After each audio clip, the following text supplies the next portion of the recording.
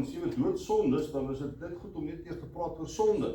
Ek wou trouwens eintlik hierdie hele eerste lesing net daaraan spandeer het. Dit is 'n geweldig belangrike saak. En ons moet besef, sonde is nie 'n lysie van goed nie. En ek dink baie van ons het groot geword met die vraag oor dit of dat. Is dit sonde? Is dat sonde? En dat ons eintlik jou hele lewe oorheers het in terme van jou geestelike ingesteldheid. Is sonde 'n lysie van goed? En so ek gedink, kom ons praat net oor sonde in kort. Ek sê ek wil eintlik dat ons in meer detail daaroor praat, want dit is 'n geweldig belangrike saak. Maar ek gedink, kom ons gebruik dit dan ook net soos 'n agtergrond voordat ons dan wegtrek om te praat oor die 7 doodsondes. Nou ek het so 'n paar sake daar aangestip wat die Bybel vir ons uitwys oor wat sonde is, sonder om te verval in 'n lysie van hierdie dinge sonde, daai dinge sonde. Met ander woorde, hoe lyk sonde? Wat is die storie agter die storie van sonde? En as mens gaan kyk in die Bybel, is daar 'n hele paar sake, en ons kan nou nie eens by almal van hulle uitkom nie, omdat ek sê, ek haas my om uiteindelik uit te kom by die onderwerp van die studie wat dan nou voorlê, die 7 rondes wat ons daarby gaan doen. Maar ons sien in die Bybel dat sonde nie net die mens aantas nie. Sonde het ook die skepping gekorrupteer. Van die begin af, lees ons in Genesis 3 van na die sondeval, dat die Here ook daar sê dat die aarde sal dorings en distels voortbring. So die aarde wat voorheen dan nou nie dorings en distels voortgebring het nie, word vertel net van die tuin en die vrugteboom en al die dinge, maar ewe skielik is daar met dorings en distels by. Maar ons lees in Romeine 8 vers 18 tot 23 van hoe die aarde ook uitsien na die verlossing wat kom. Natuurlijk nie dat die aarde verlos word soos ons verlos word nie, maar dat die geplaagdheid as gevolg van die sondeval. Dus ek is daarvan oortuig dat die lyding wat ons nou moet verduur nie opweeg teen die heerlikheid wat God vir ons in die toekoms sal het aanbreek nie. Die skepping sien met gespanne verwagting daarna uit dat God bekend sal maak wie sy kinders is. Die skepping is immers nog aan verydeling onderworpe. Nie uit eie keuse nie, maar omdat God dit daarin onderwerp het. Daarby het hy die belofte van hoop gegee. Die skepping sal ook bevry word van sy verslawing aan die verganklikheid, om so tot die vryheid te kom wat hoort by die heerlikheid van die kinders van God. Ons weet dat die hele skepping tot nou toe sug in die pyne van verwagting, en nie net die skepping nie, maar ook ons wat die Gees ontvang het, as die eerste gawe van God. Ons sug ook, ons sien daarna uit, dat God bekend sal maak dat hy ons as sy kinders aangeneem het. Hy sal ons van die verganklikheid bevry. So ja, die aarde, die skepping is ook getref, met gelei as gevolg van die sondeval. Sonde is ook daar waar ons plaas in God se plek. Die kern van sonde is juist eintlik dit. Ek plaas my in God se plek. Die kern van verlossing is God plaas hom in my plek. So dit is die verskil.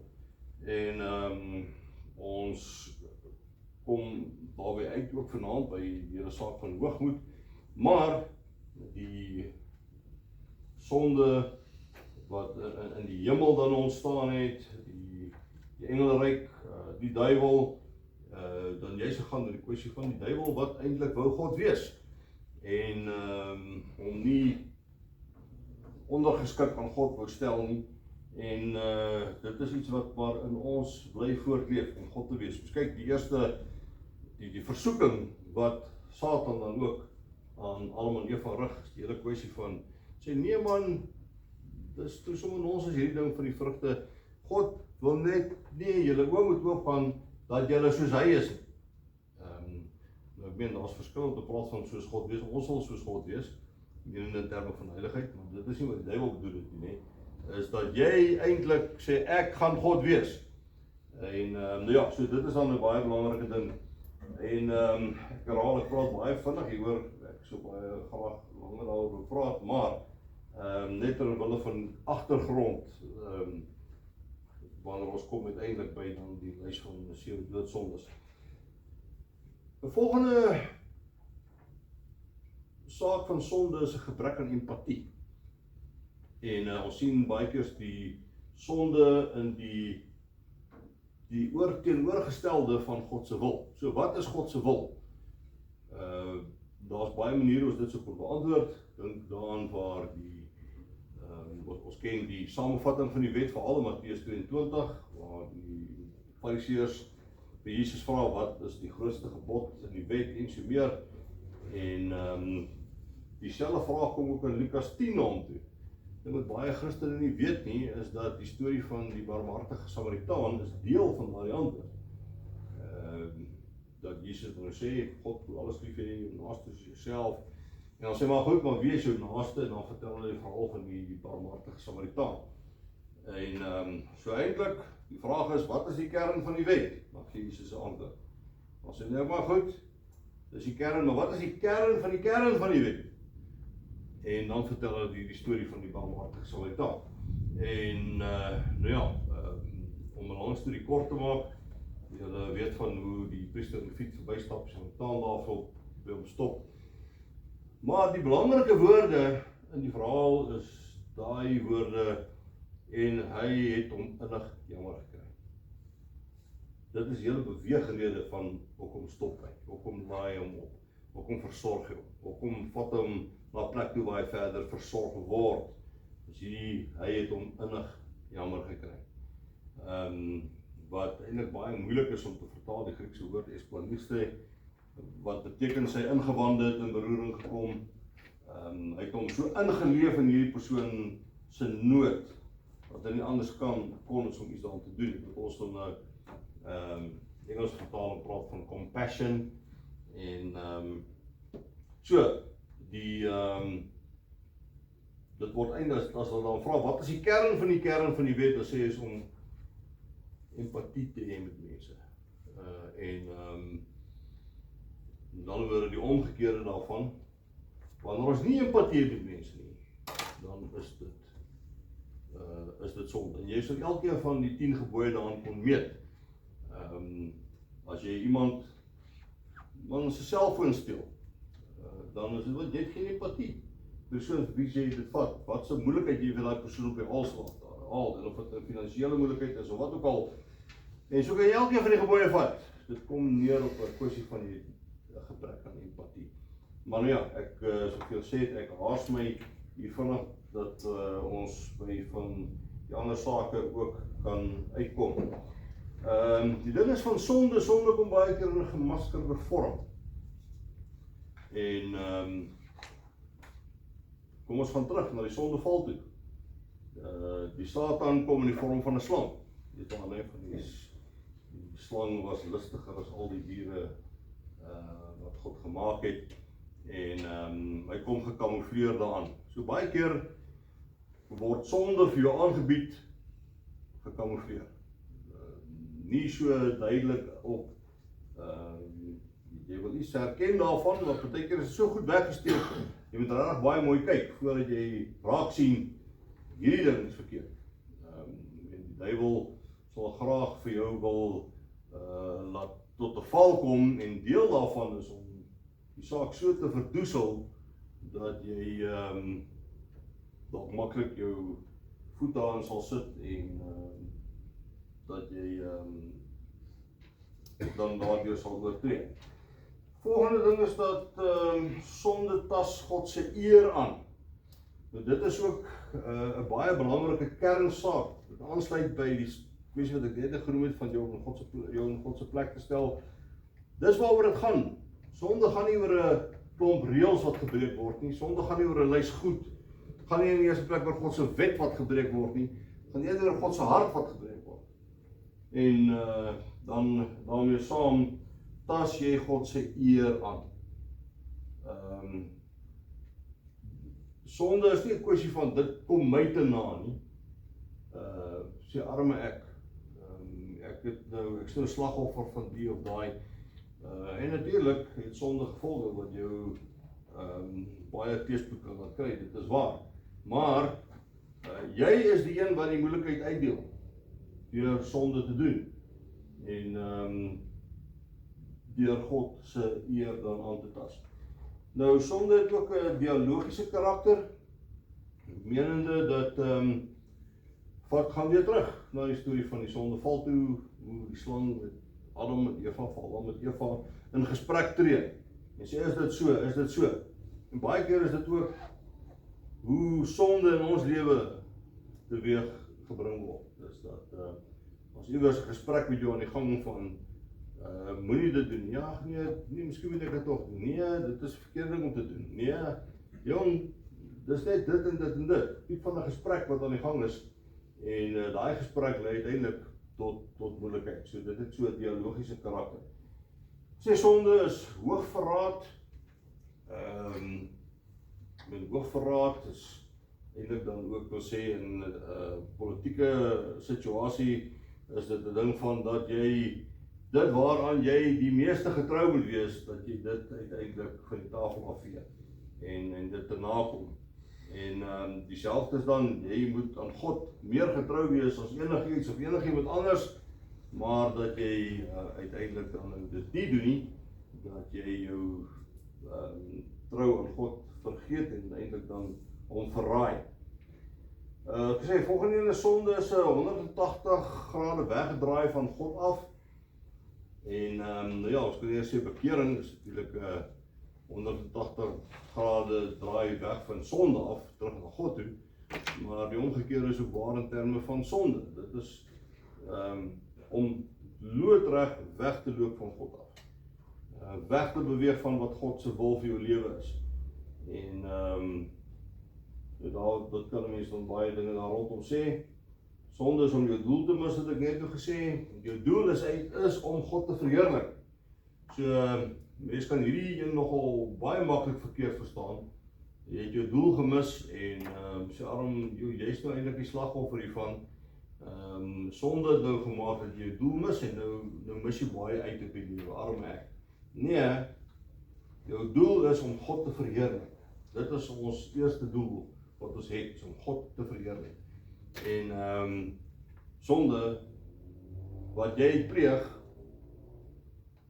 is iets wat jou dan nou wegneem van daardie saak van ek is gefokus daarop om God te verheerlik.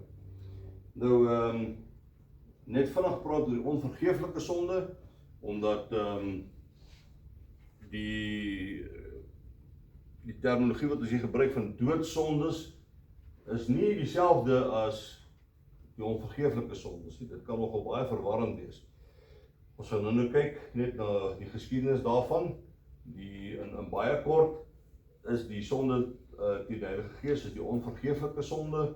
En dit is in kort die hele saak van dat eenvoudig kom nie tot bekering nie. Iemand wat nie tot bekering kom nie, gaan natuurlik nie die saligheid beerf nie.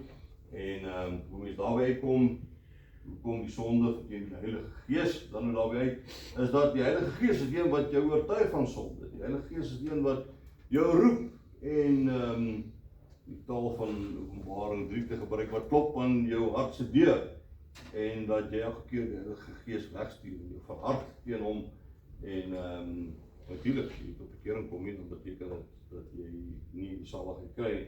So dit baie in kort, die onvergeeflike sonde.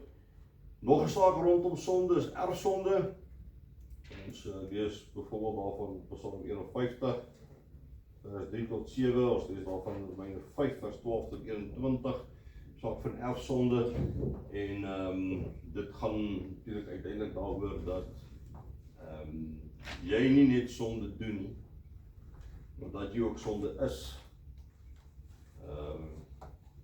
Dit kom van Adam en Eva af, die al die geslagte heen. En om te sê, die kiem van sonde is in jou. En mense sal, wat ook nie eens erfsonde glo nie, sal sê, nee man, jy kan nie sê, my babietjie het sonde nie, en my babietjie nog niks gedoen het nie. Nou sê jy, die babietjie is in sonde ontvang en gebore. Ja, die babietjie het nie sonde gedoen nie, maar die babietjie is sonde. Want die erfsmet is ook op die babietjie van geboorte, trouwens voor geboorte, sê Dawid. Psalm 51. En daarom is dit ook so belangrik, die kwessie dat Jesus 'n maagdelike geboorte gehad het. Ons kan nie daaroor onderhandel, sê nee man, dit maak wetenskaplik nie sin nie. Want die maagdelike geboorte van Jesus bevestig die feit dat hy het nie 'n aardse vader gehad nie. Wat daarom sê dat ook die erfsmet het nie op hom gesit nie. En daarom het hy nie net sonde nie gedoen nie, hy het sonde ook nie gewees nie. En daarom is dit so 'n baie belangrike kwessie, die hele kwessie van die maagdelike geboorte rondom die erfsonde wat Jesus dan nou nie gehad het nie. Ek het nou heel wat geskryf nogal oor sonde, ek gaan wat julle by geleentheid kan kry, die wat belangstel daaroor. Maar sonde is 'n baie ernstige saak. En 'n paar aanhalings vir julle lees en dan is dit nou wat ek klaar maak rondom sonde. En nou is Martin Lloyd-Jones. Hy sê God, because he is God, cannot just forgive sin like that. If God could have forgiven sin just by saying, I forgive, he would have done so, and Christ would never have been sent into this world. The work that was given to him to do this work, this assignment, this task, was given to the Lord Jesus because, I say again, without it God cannot forgive sin. He must not only justify the ungodly, he must remain just. The way of salvation must be consistent with the character of God. He cannot deny himself, he cannot change himself. He is unchangeable. God is light, and in him is no darkness at all. He is the Father of lights, with whom is no variableness, neither shadow of turning. He is eternally the same, and he is absolutely righteous and holy and just. He cannot remain that and simply forgive sin. It is wrong to say God is love, and because he is love, he will forgive. My friend, he cannot, because he is God. The work of Christ was essential because of the character of God, and it is essential because of man being in sin. Something had to be done to render man fit for God. Dan so laaste aanhaling, Paul Washer. Julle kan gerus sy goeie so kyk as julle kans kry. Iemand soek om na YouTube preek te kyk na Paul Washer. Hy sê, if you are saved here today, you're not saved because the Romans nailed Jesus to a tree. You're not saved because the Jews whipped him or beat him. If you are saved here today, it is because when he was on that tree, he bore the sin and his own father crushed him. We are not saved because of what the Romans did to Jesus. We are saved because of what God did to Jesus. So sending, sonde is 'n baie ernstige saak. En so mate dit weet ons dat Jesus gesterf het aan die kruis vir ons sonde. En soos nou hier gelees het van die 2 aanhalings, dat God die Vader het sy seun Lisa gecrush op die kruis. Omdat hy God van geregtigheid is. Dit is nie maar net 'n kwessie van, ag ek vergewe julle nie. Daarom het Jesus gesê, my God, waarom het u my verlaat? So, sonde is baie groot saak. En soos ek sê, ek was nou 'n term te gebruik in versoeking om dat ons vanaand net praat oor die kwessie van sonde, juist omdat dit so geweldig belangrik is. Maar natuurlik dan nou na aanleiding van kom ons sê die kwartaalse onderwerp, die hele kwessie van doodsondes, wat nou die saak van sonde natuurlik raak. Goed, iemand wat iets wil vra tot op hierdie punt toe.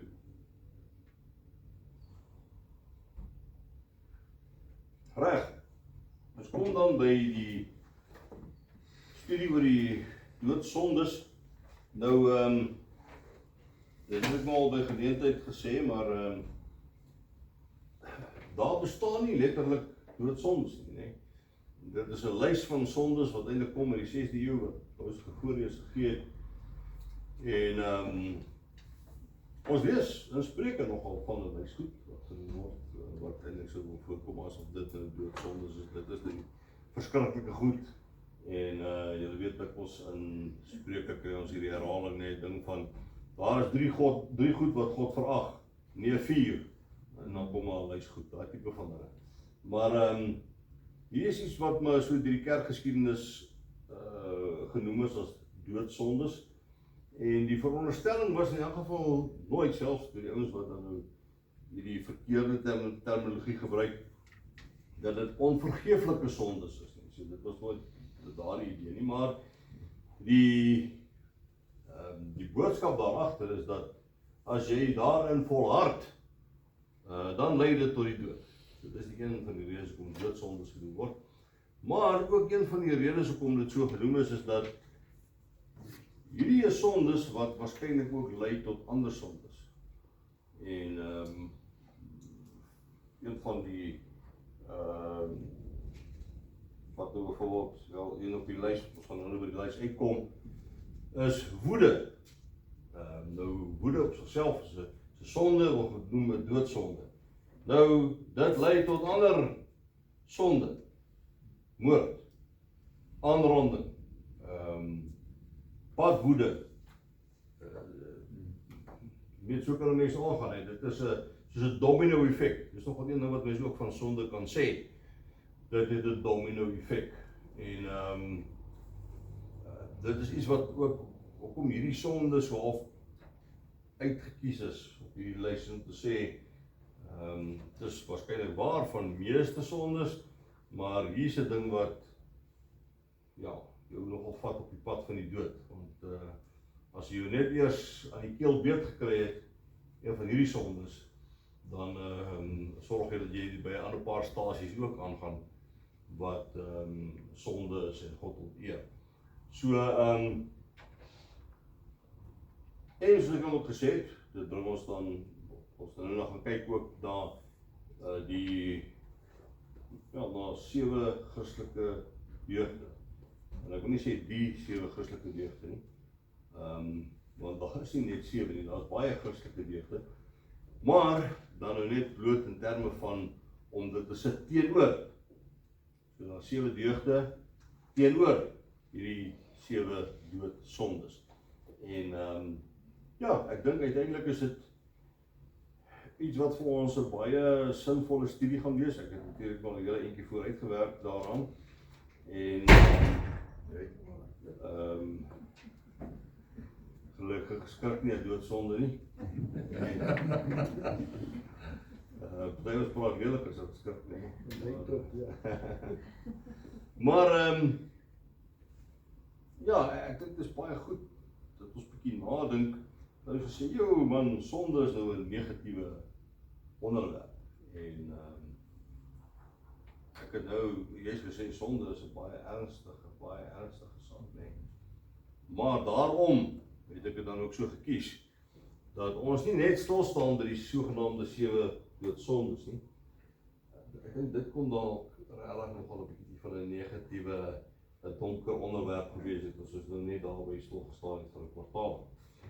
Maar, om dan nou die saak by te bring van die 7, ja, sê ek weer verkeerd, maar ek gaan dit nog 'n paar keer sê, die 7 Christelike deugde, kom ook die uitlaat daarso, omdat daar baie meer is, maar, soos jy wel verduidelik het, in ooreenstemming, in aansluiting by die sogenaamde 7 doodsondes. En ja, ek sê ek sogenaamd, beteken nie, maar ek sogenaamd is, jy moet weet, as ek sê, dit is nie rarig dat dit so is, dat hulle nou tot die dood lei en spesifiek, natuurlijk, alle sonde lei tot die dood, né? Alle sonde lei tot die dood. Die loon van die sonde is die dood. Ja, Romeine 6:23. Een keer wat Willem verslaafd vir my gesê het, LSD staan in die Bybel. En toe van waar staan LSD in die Bybel, toe sê van Romeine 6:23, die loon van die sonde is die dood. LSD, die loon van die sonde is die dood. En ja, ek dink dit moet 'n verskriklike roete wees om op te gaan, van verslawing, van dwelmverslawing, dit is, maar nie te min. Ja, ek is ook dan 'n lys van die doodsondes, en net so 'n tipe van 'n kort so 'n sinnetjie oor elkeen, so dit is dan natuurlik nog so inleidend, voordat ons dan self by elkeen uiteindelik uitkom by hoogmoed. So lang inleiding vanaand, maar nog belangrik. Eerste een is hoogmoed, in die 7 doodsondes, en dis dan nou om opgeblaas nie in die sin van spysvertering nie. Onrealistiese idee van jou eie waarde te hê, nee, jou man, ek is nou erg God se geskenk vir hierdie planeet, en ja, dit is ons gaan Donald vanaand. Trump is 'n goeie voorbeeld. Ekskuus? Donald Trump is 'n goeie voorbeeld. Ja, nee, regtig, ek vir jou sê, wat is karakter, nee, om elke aand op die nuus sy stories te hoor, en alles is die beste, nee, dit is die beste ooit, en ek is die beste, en ek het hierdie goeie gedoen. So ja, ek wil net sê, dat die ouens wat dink hulle weet alles is baie irriterend vir ons wat regtig alles weet. Maar ja, nee, ek dink dis 'n maar nie te min, dis 'n wat 'n karakter. So dan afguns, jaloesie, en laat ek sommer net dadelik sê, ek sê afguns, jaloesie. Die terminologie is oorspronklik in Latyn. En nou ja, as jy dit van Latyn na Engels toe vertaal, behalwe Afrikaans, sit jy met 'n klomp moontlikhede, sinonieme. Ons kan net byvoorbeeld kyk na een is luiheid of apatie. Luiheid is nie dieselfde as apatie nie, maar die oorspronklike sonde wat genoem is in Latyn, het so iets van albei al van hier, luiheid, apatie, so, net om te sê, as julle van die dinge gaan lees, dit is wat goed gaan lees, daarvan op internet, net om 'n bietjie by te voeg by dit wat ons lees, sal julle ook sê, okay, ons het nou gepraat van hoogmoed, maar hierdie ouens gebruik 'n ander woord, wat die geval maar weet, nee. Maar so ek noem dit maar net, daar kan verskillende afguns en jaloesie, nee, die gevoel dat jy die besittings of sukses of deugde of talente van 'n ander persoon eerder verdien. Baie keer is ook 'n ding van 'n lewenshouding van die lewe skuld my. Mense, ek wil sê, dit kan my nogal irriteer as jy met ouens te doen kry en wat daai Engelse woorde gebruik, attitude het van nee, die lewe skuld my. En dit is afguns in die opsig, dat is nie jaloers nie, soos ons jaloesie van praat nie, maar is die hele lewe skuld my. Dis nie net of ek wil jou kar hê en ek wil jou plaas hê en my hele lewe is daarop ingestel van ek sit hier en ek wag dat iets of iemand met my iets skuld, wat my nou daai skuld kom vereffen by my. So dit is nogal regtig baie irriterende ding, nee. En sonde, ook. Vraatsug. Nou, dis 'n oormatige begeerte na die plesier van eet en drink. Dit sluit dan aan, dat ek sê die goeders connect met mekaar, as ons kom by gierigheid, want vraatsug, hoewel ons al apart gaan kyk, kom ook uit by die Engelse woord greed. En dan gaan dit nie net oor die kwessie van te veel eet, te veel drink, daai tipe van dinge. Dit gaan oor 'n hele kwessie van alles wat daar is, wil ek in oormaat hê. Ek wil nie net iets hê nie, alles moet in oormaat wil ek dit hê. En dus sê, dit sluit daarby aan. Maar goed, ons gaan ek sê na hulle kyk as sal wel is, wat gaan oor seksuele losbandigheid. Yes, Jan. Excuse die onderbreek. Ek dink 'n fyn lyn, maar mens kan in 'n situasie nogal perspektief verloor. As jy nou sê oor mate vergeet en hy bestuur vir eet en drink. Dis my heerlik om te eet en drink. Ja, Die oormate vat amper die plesier uit die hele ding uit. ja, Want 'n mens het nog begeerte om na iets wat lekker is, net sê dit eet of drink of iets te doen. ja, Ek dink enige mens hou daarvan. ja, Maar dit is die oormaat daarvan. En wanneer raak dit oormaat, weet vir jouself of vir ander mense. En Ja. ek dink dit baie keer ook maklik om as jy perspektief verloor.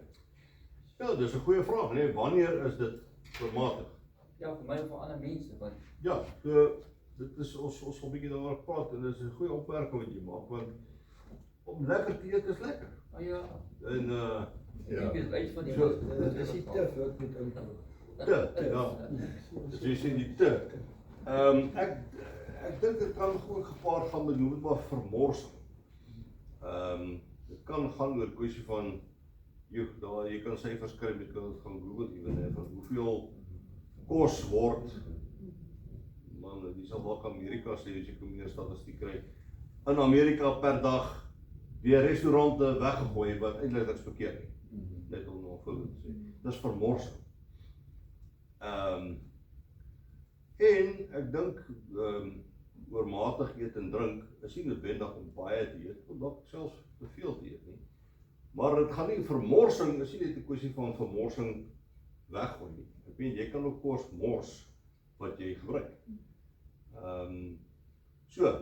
Maar ja, daai ding van lewe jy om te eet of eet jy om te lewe. En maar goed, dit is 'n goeie vraag wat ons bietjie gaan daal. Ek dink ook wat mense daar moet sien is wat se skadeberoep is. Dit is ook die gevolge daarvan, hè. Ja. En dalk 'n ding van as mens gaan kyk oor die kwessie van vas. Dit is nou in Jesaja is dit 54. Dit soos julle weet en kan sien, is ek nie voorstander van vas nie. Jesaja 58, waar gepraat oor vas, né? En die van vers 5 af tot 7. Nou gaan er nie lank daar, maar wat Jesaja daar skryf, as verwasing van die Here is, vas gaan nie oor 'n kwessie van jy gaan vir 'n tyd lank nie iets eet nie. Daar staan, as jy dit doen, het jy nog net op die eetstaking gegaan. Vas kom eers in dat dit wat jy sou geëet het, as jy dit iemand anders gaan gee, dan is dit eers vas. As jy vir 'n tyd vir iets nie eet nie, en as iemand wat nie het nie, en jy vat dit en jy gaan gee dit vir iemand, dan is dit eers vas volgens Jesaja 58. 58 vers 5 tot 7. Nou ja, so ek sê, dit is, dit gaan kyk ons daarna, as ons by daai gedeelte kom, en so net. Maar dit wys jou weer, daar's 'n klomp, hier's interessante engels op hierdie goed, en ek sien uit daarna, op bietjie, ek sien uit daarna om julle almal te laat skuldig voel. So nee, worry daaroor nie. Goed, Maar as ek nou iets kan sê daaroor die skuldig voel. ja, Dis wat vir my lekker is hoe meer ek van die sonde lees, hoe meer ek van die sonde hoor, hoe blyer is ek daaroor. Moenie my verkeerd verstaan nie, maar hoe meer verstaan ek die genade. Hoe Ja. meer is die heiligheid van God wat dit Ja. vir my afwas. ja, Dat dit vergewe, daai sondes wat ek nie eers weet nie, wat ek nie eers Ja. vra om vergifnis vir sondes nie. ja. Die sondes wat ek nie eens weet wat ek doen nie. Ja, dis waar wat jy sê, Saul. Ek wil hoor ouens sê, jy kan nie God se genade behoorlik verstaan voor jy nie die gewig van sonde verstaan. Dis wat ons net vinnig probeer by stil staan het, en eintlik is dit 'n slegte oefening om daarby vinnig te wil stil staan, want dit is so belangrike saak. Maar dit is presies wat jy sê daar, die ding van, as jy die gewig van sonde verstaan, en soos ek net lees, Paul Washer sê van, God het sy seun gecrush. Dis die gewig van sonde. Dan verstaan jy eers wat is genade. So, ja, heeltemal reg. Goed, dan as ek nou by woede, as ek net te vinnig gepraat oor woede, nee, dat die gevolge wat daaroor kan daarmee saam, die meerigheid, wraak te neem, en so meer. Gierigheid het ons nou reeds ook vinnig oor gepraat, toe ons by Franse stil gestaan het, en dan luiheid of apatie, en nou ja, ons het ook net stil gestaan by apatie, toe ons gepraat het oor wat is die kern van God se wet is empatie, nee, so dit is op die ander kant, apatie, en nou goed, ja, dit dan net vinnig, dan wat dit betref, op bladsy 2, ek spring vinnig daar na die 3de paragraaf toe, dit is die tyd almost in, is die idee van 7 doodsondes in die Bybel, sê ja en nee, Spreuke 6, het jy gesê, dis Spreuke, dis 'n paar van hulle, nee, dinge wat God haat, hoogmoedige oë, leenhartige tong, hande wat onskuldige bloed vergiet, 'n hart wat kwaad beraam, voete wat haastig is om verkeerd te doen, 'n valse getuie, en dan die 7 ding wat daar staan, 'n man wat tweedrag tussen broers saai. Ja, dit is alles baie slegte goed, nee. Ek wil afskuif hierso na die feit hieronder, dat die vroeë kerk het op 'n stadium hierdie lys van sondes gaan koppel aan sekere dae.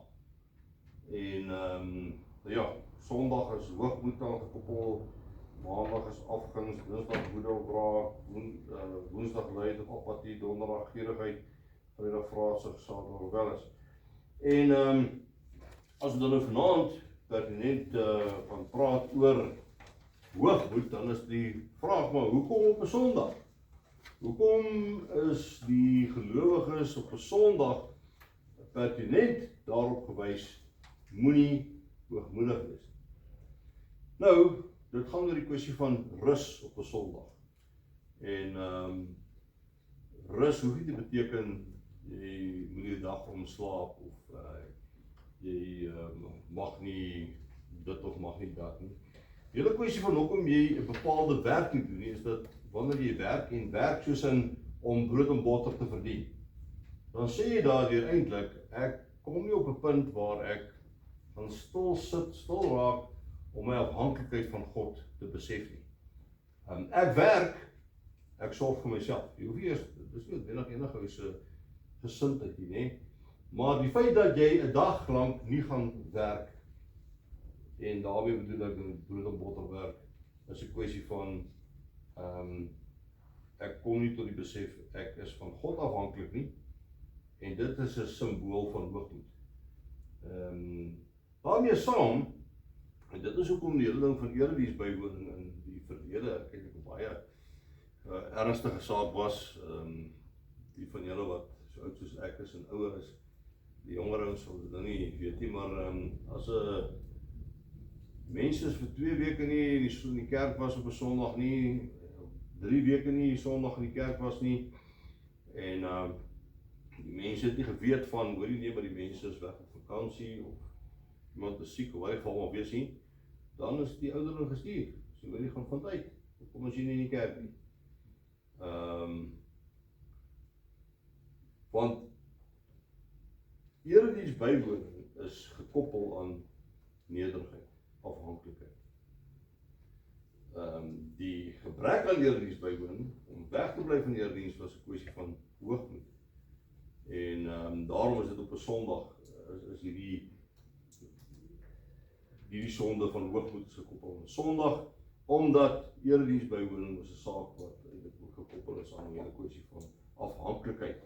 Ek kom erediens toe want ek kom soontoe om my afhanklikheid van God te bely. En as jy nie kom nie, dan sê jy eintlik daardeur, wel, ek het nie behoefte om te sê ek is van God afhanklik. So dit is oor die geskiedenis en nou ja, ons het dan nou sê ons het in ons kerk nie eers hierdie lys nie, nê? Vir 'n start.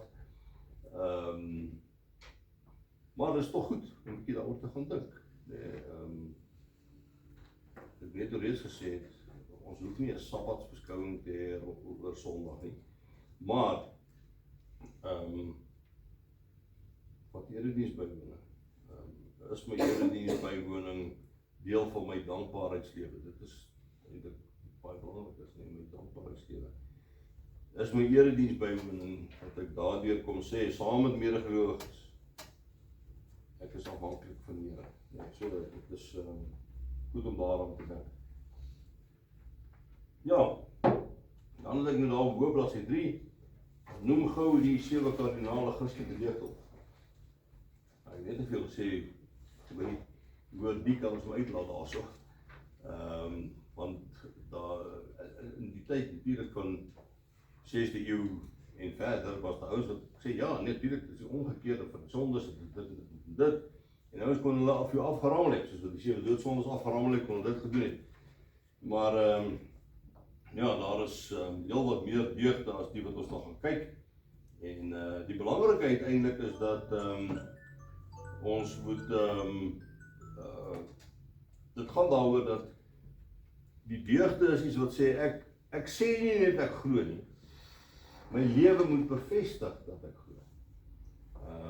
So ek, dis nie 'n ding van die telbord, en ek was nou vandag 5 keer hoogmoedig, en nou moet ek 9 keer iets doen wat wys ek is nederig. Weet, dit is nie hoe dit werk nie, my hele lewe moet 'n ding wees van, ja, ek my lewe getuig daarvan, dat ek nederig is, so dis eintlik waaroor dit gaan, nê. En daar so in die middel van ons het, dis een ding om 'n slagspreuk soos geregtigheid vir almal, justice for all te skreeu, en daar's allerlei vorms van justice deesdae wat ou sê, jy die rarig, jy wil nader aan die hele kwessie van geregtigheid voor God, sy op die agterspeen, maar is dit iets wat in die samelewing duidelik is? Mens kan nou sê, vat nou byvoorbeeld, as ek sê, dis geregtigheid, dat elke mens in die land moet stemreg hê, of oor sekere ouderdom, ongeag ras of kleur en geloof. En ja, ek onderskryf dit, ek ondersteun dit. Maar, is dit nou geregtigheid, as jy nou 'n stem het, en die ouens vir wie jy gestem het, steel al die geld, steel die staatskas leeg.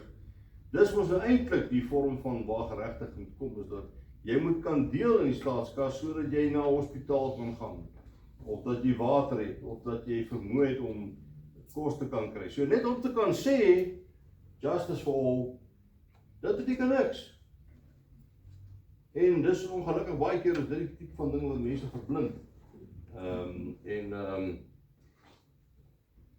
Uiteindelik, wat is die belangrike rondom wat daar waar die tekkie die teerslaan?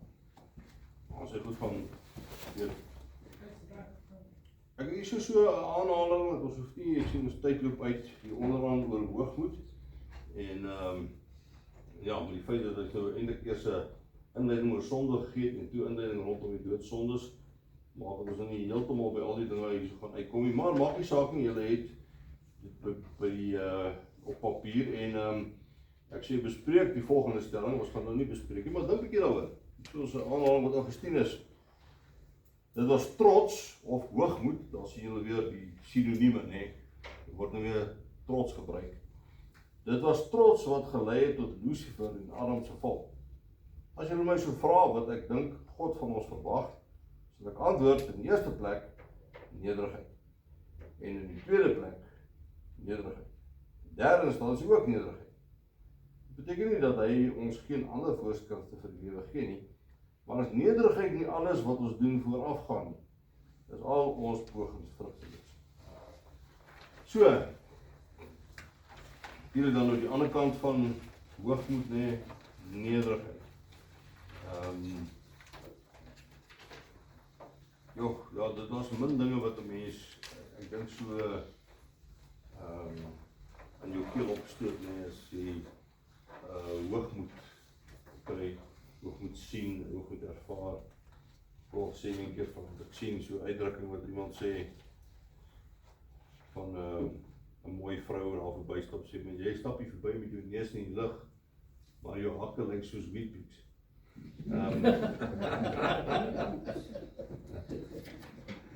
So, John D. Dit kom dit nog van dieselfde idee van dat hoogmoed is eintlik die beginpunt van al die sondes. Ek dink dit is dalk ook 'n rede hoekom ons op die sonde val, en dis die beginpunt, soos jy sê, nee, Want daar het die moeilikheid begin. met al die ander sondes, dit begin by hoogmoed omtrent. As jy soos die afpunt is daai entitlement Ja. van wat dit moet eintlik myne wees. Ja. Woede is ook hoogmoed, want jy voel maar jou gevoelens is belangriker as almal anders sinne. Yes. En gierigheid ook natuurlik, want ek moet alles sê dis myne. Ja, baie goed. Ek dink jy het baie goed saamgevat, nee, wat jy wys ook weer is hoe vervleg is hierdie sake, nee. Die een kan jy amper nie sien sonder die ander nie. En ja, dit is nee, baie goeie insig. Ek wil net daar op my interpretasie van hoe ons dit nou in die klas gedoen het. Want trots is 'n baie Engels term, 'n loaded woord. Ja. Want Afrikaner trots en al daai dinge. En ek dink daar's 'n verskil tussen hoogmoed en trots. Ja. En hoe ons dit in moderne tyd gebruik. Ja. Ek dink hoogmoed, of hoe ek dit beskryf, is hoogmoed is sensitief.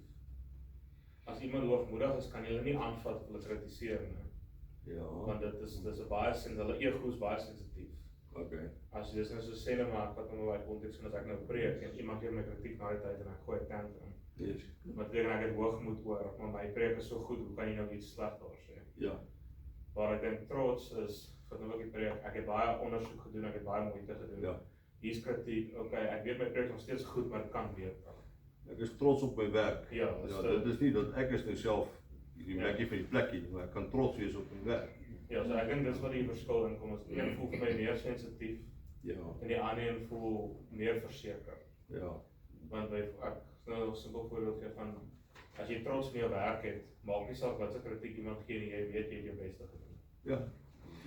Ja, ek dink is 'n baie goeie onderskeid wat jy tref en juist ook dat jy onderskeid tref tussen sinonieme. Ja. Soos jy want hier's nou nogal baie woordspeling wat vir ons voorlê, soos jy gesê het, sinonieme, dis van die taal. So ja, dis baie goed. Ek dink ons kan goed daarmee saamgaan. Jy het nou 'n woord gebruik, ook 'n sinoniem wat baie goed is. Entitlement. Ja, ek dink ek kan sê vir my, maar ek dink vir ons almal, nee, is dit 'n ding wat jou so aanmatigend, soos in Suid-Afrikaans om aanmatigend te wees, nee, dit kom jou maar net toe. Sê kom jou toe. Sê nee, wat maak jou so spesiaal? Sulke goed is nog iets wat 'n mens 'n wrevel in kan hê, nee. En dit is ook natuurlijk 'n ding wat baie vorms kan hê van hoogmoed, van hom. Maar ja, nee, baie dankie. As jy nog gaan kyk na Lukas 18, ons gaan nou nie tyd hê vir dit nie. Huiswerk. Ekskuus, Huiswerk. bietjie huiswerk, ja. En laat een van julle nou nie julle huiswerk doen nie. Dan is jy lui. Dan is jy lui. Dit gaan daarso oor die kwessie van die tollenaar, die fariseer die tollenaar wat bid, né? En die fariseer sê, Here, kyk na my CV, né? Ek gee dit en ek gee dat en ek doen dit en ek is so oulik. Hierdie arme ou, ek is bly ek is soos hy. Wat bly in die eerste plek al hoogmoed is. Maar dit gaan meer nog oor die kwessie van geestelike hoogmoed. En dit is eintlik, ek dink dis nogal, as ek nou moet sê, ons wil nie graag aan sonde toeken nie, maar ek wil daarom sê oor die, miskien is dit cat above the rest, of moet ons sê onder die ander. Dit is regtig so boos om sê, man, die Here is baie liewer vir my as vir jou en my werk vir die Here oorskaal die joune, my toewyding aan die Here, ja nee man, jy het nou gehoor, jy het nou 'n bietjie nogal dit en dat gaan doen en so meer, maar dit kom nie naby wat ek vir die Here gedoen het nie.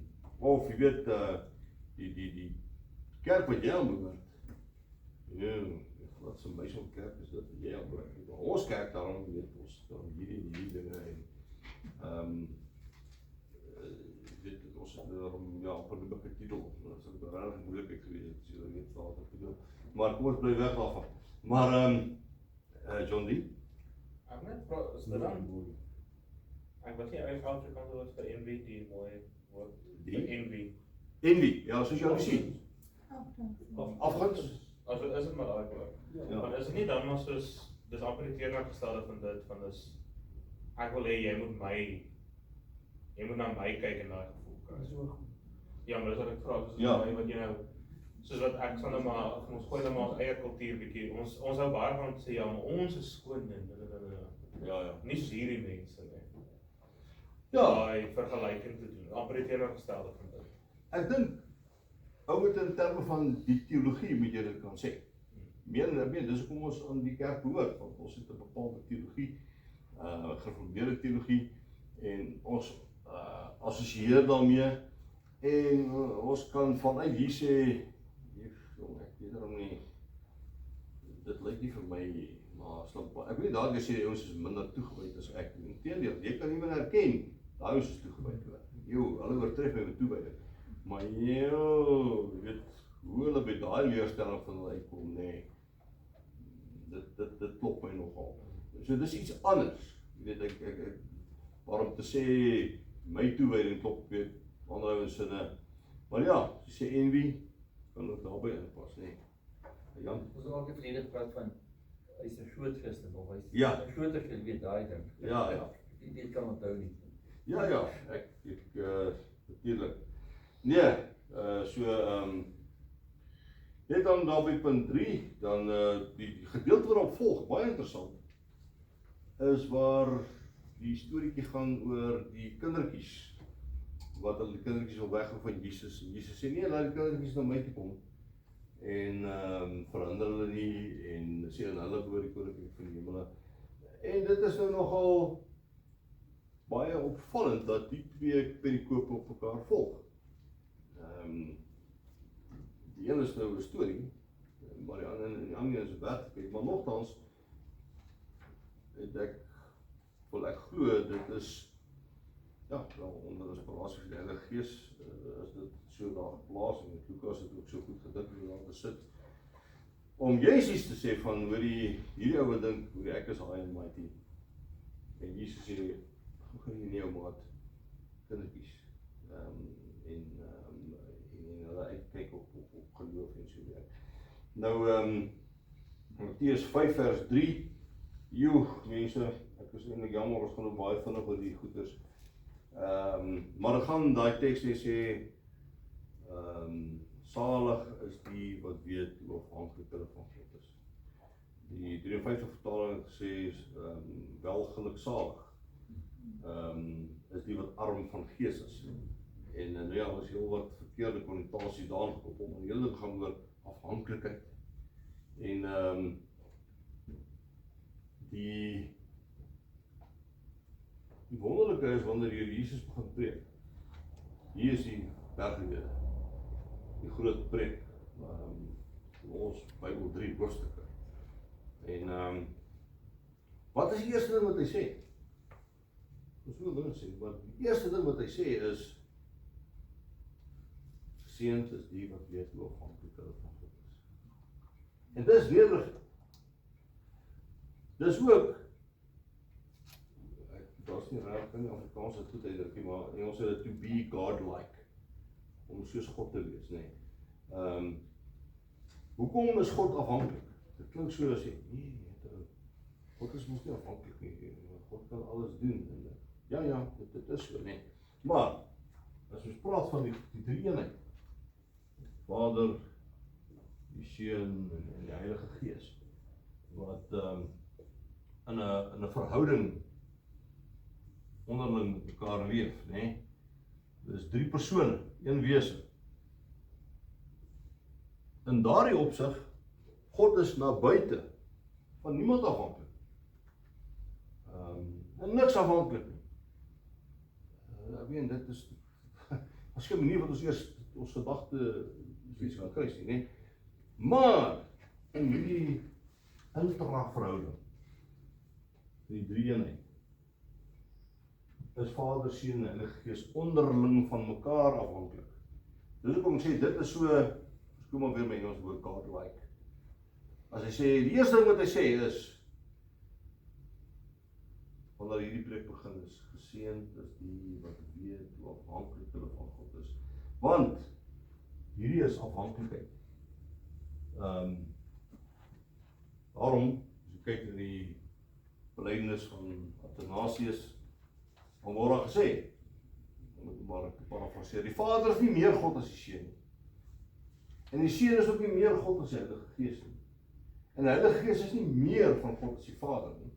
Hulle is gelyk God. En ten volle God. Maar hulle is net God. Die 3 persone, in soverre hulle van mekaar afhanklik is en die een nie meer God is as die ander. Ok, so 'n bietjie berggemystiek, nee. Maar dis hoekom die Here Jesus sê, as hy mond oopmaak, dan praat hy onder andere van hierdie afhanklikheid.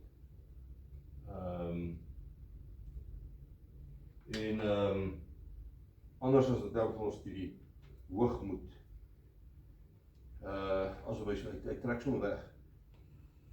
En sê, hoorie, nee. Hoogmoed val buite die skopus van geseënd. So, dis eintlik vir my so verstommend. Goed julle, ek is nou, ons gaan hierso amen sê, ek wil toch maar vra, dan kyk na punt 5, en dit is nie moeilike vraag nie. Ek weet julle sal dit baie maklik goed daarby uitkom, en ek dink die wil toch iets gevraag. So kom ons sluit af met die gebed aan die einde. Eric White se gebed, wat dan nou natuurlik verband hou met ons studie. Weerhou my tog, Here, daarvan om ooit te dink dat ek genoeg kennis het en geen onderwysing meer nodig het nie. Genoeg wysheid en geen vermaaning nodig het nie. Genoeg talent het en geen genade meer nodig het nie. Genoeg goedheid het en geen groei meer benodig het.